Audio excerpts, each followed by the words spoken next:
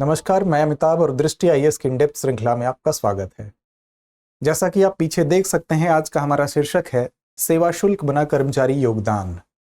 वस्तुतः हम जब होटल में खाना खाने जाते हैं, रेस्तरां में खाना खाने जाते हैं, तो कई बार ऐसा हुआ कि सेवा शुल्क के नाम पर हमसे एक ऐसा शुल्क बाध्यकारी रूप से लिया जाता रहा जिसको लेकर कई बार कुछ लोगों ने इस पर आपत्ति दर्ज की। इस आपत्ति ने दिया एक विवाद को जन्म और वो विवाद गया न्यायपालिका में, और न्यायपालिका को लेकर इस पर कुछ वर्षों से यह विवाद चला आ रहा था। इस पर अलग अलग समयों पर अलग अलग निर्णय दिए गए। हाल ही में यह फिर से सुर्खियों में है दिल्ली उच्च न्यायालय द्वारा दिए गए एक निर्णय के तहत। तो आज हम इस चर्चा को आपके सामने लेके आए हैं इस बिंदु के अंतर्गत, जिसका शीर्षक है सेवा शुल्क बना कर्मचारी योगदान। तो आइए शुरू करते हैं आज की चर्चा। सबसे पहले हम देखेंगे कि हमारी आज की चर्चा का बिंदु क्या होगा। तो चर्चा के बिंदु के अंतर्गत हम सबसे पहले देखेंगे कि आज की यह खबर क्या है, फिर देखेंगे कि ये खबर चर्चा में क्यों है, फिर देखेंगे ये मामला क्या है, उस पूरे मामले पर हम एक दृष्टि डालेंगे।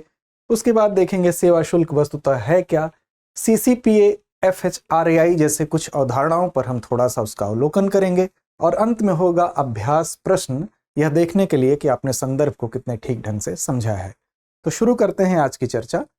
सबसे पहले खबर को देख लें तो यह खबर है इंडियन एक्सप्रेस की। What Delhi high court said on service charge use term staff contribution amount can't be over 10% of bill.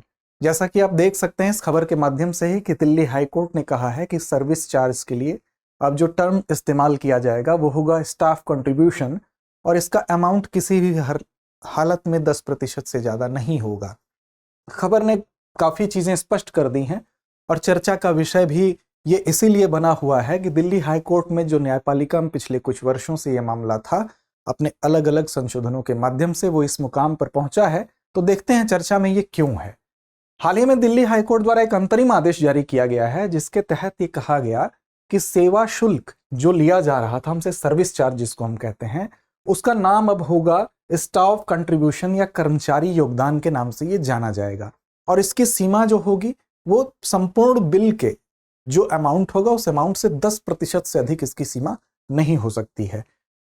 एफएचआरएआई अर्थात federation of hotel and restaurant association of India से जुड़े जितने भी होटल्स हैं, जितने भी रेस्टोरेंट हैं, जिनकी संख्या लगभग 3300 यहां बताई जा रही है, उनको यह भी कहा गया कि वो अपने मेन्यू पर मोटे अक्षरों में स्पष्ट तौर पर यह लिखेंगे कि स्टाफ कंट्रीब्यूशन अर्थात सेवा शुल्क के बाद किसी भी प्रकार के टिप की आवश्यकता नहीं होगी। अर्थात इस बात को तो कहा ही गया कि अब इसका नाम बदल दिया गया, 10% इसकी सीमा निर्धारित कर दी गई दिल्ली हाई कोर्ट के द्वारा। साथ ही यह भी कहा गया कि आपको ये मेंशन करना होगा, स्पष्ट अक्षरों में यह लिखना होगा कि अब आप किसी भी प्रकार के टिप को स्वीकार नहीं करेंगे, इस तरह का कोई प्रोविजन आपके यहां नहीं होगा। ये तो निर्णय है जिसकी वजह से ये चर्चा में फिर से सुर्खियों में आया है। लेकिन इस निर्णय को हम समझेंगे, इसके लिए हमें चलना होगा इसके इतिहास में, थोड़ा इसके पहले चलेंगे, इसका अवलोकन करेंगे। तो क्या है ये मामला, कहां से इसकी शुरुआत हुई। होता यह था कि जब हम जाते थे कहीं भी, किसी भी रेस्टोरेंट में भोजन करने हम जाते थे, तो हमसे बिना हमारी अनुमति के ही एक तरह का जबरिया प्रोविजन वो मान लिया गया था, परिपाटी बना दी गई थी कि सुविधा शुल्क के नाम पे या एक ऐसा शुल्क हमसे वसूल किया जाता था जो कि वैकल्पिक था, वास्तव में वो बाध्यकारी नहीं था, लेकिन बिना सहमति के यह सेवा शुल्क हमसे ले लिया जाता था।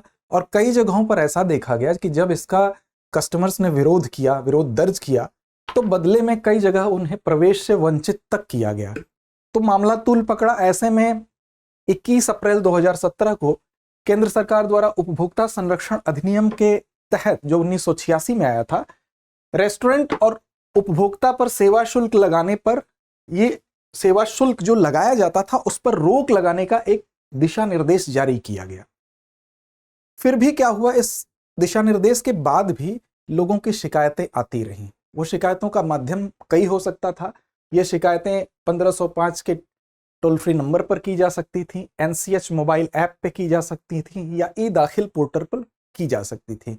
इन अलग अलग माध्यमों से इस निर्देश के बावजूद शिकायतें आती रहीं, इनके थमने का सिलसिला नहीं हुआ। तो फिर क्या हुआ, ये मामला और आगे गया और 4 जुलाई 2022 को फिर से उपभोक्ता संरक्षण अधिनियम 2019 की धारा 18(2)(1) के तहत सीसीपीए द्वारा दिशा निर्देश फिर से जारी किया जाता है, कि उपभोक्ताओं से किसी अन्य नाम से सेवा शुल्क नहीं लिया जाएगा, कि इसका नाम बदल के भी सेवा शुल्क आप वसूल नहीं कर सकते हैं।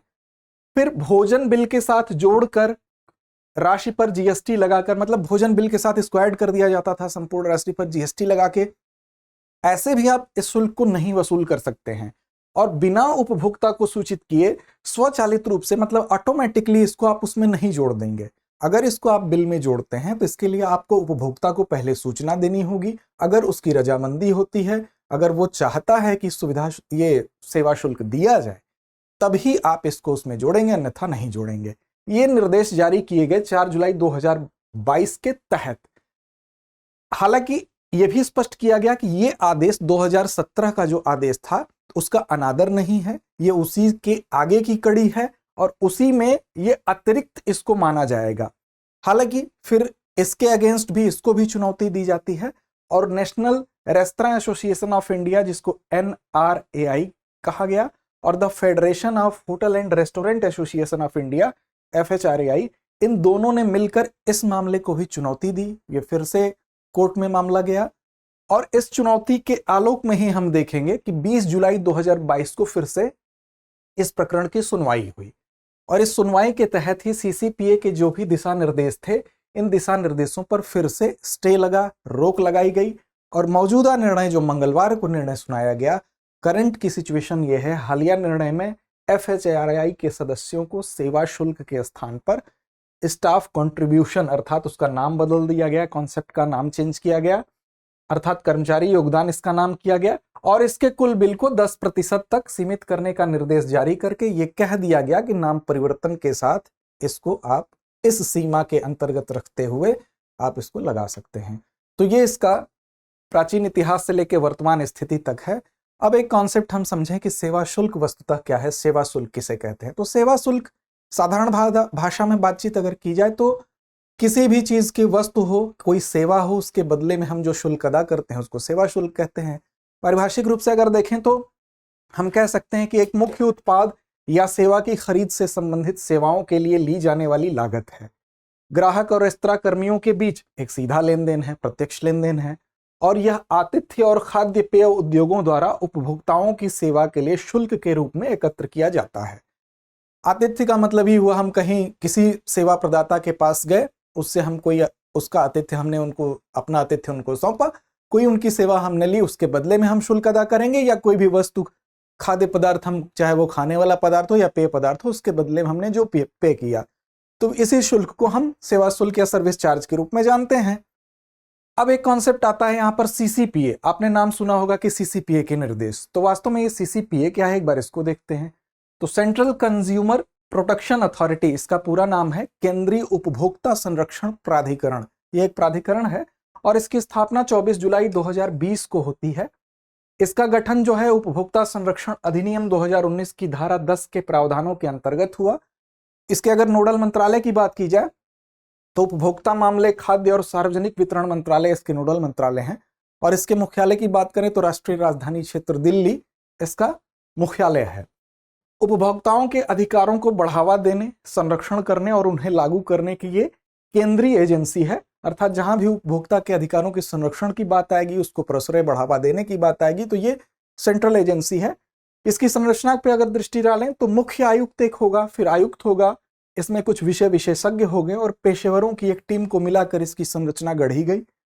महानिदेशक की अध्यक्षता में इसमें एक विशेष CCPA की एक अन्वेषण शाखा भी है। इसकी एक ऐसी शाखा है जिसके माध्यम से कोई भी उल्लंघन होगा तो उस उल्लंघन की जांच की जाएगी, फिर उस समस्या का समाधान किया जाएगा। अगर दोषी कोई है तो उसके संबंध में दिशा निर्देश जारी किए जाएंगे।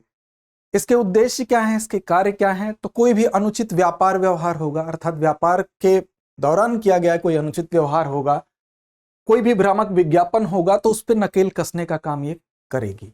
साथ ही अगर उपभोक्ता के अधिकार को बढ़ावा देने की बात होगी, कार्यान्वयन कराना होगा, उपभोक्ताओं को असुरक्षित वस्तु सेवा संबंधी मामलों को निपटाना होगा, तो भी ये अग्रणी भूमिका निभाएगी।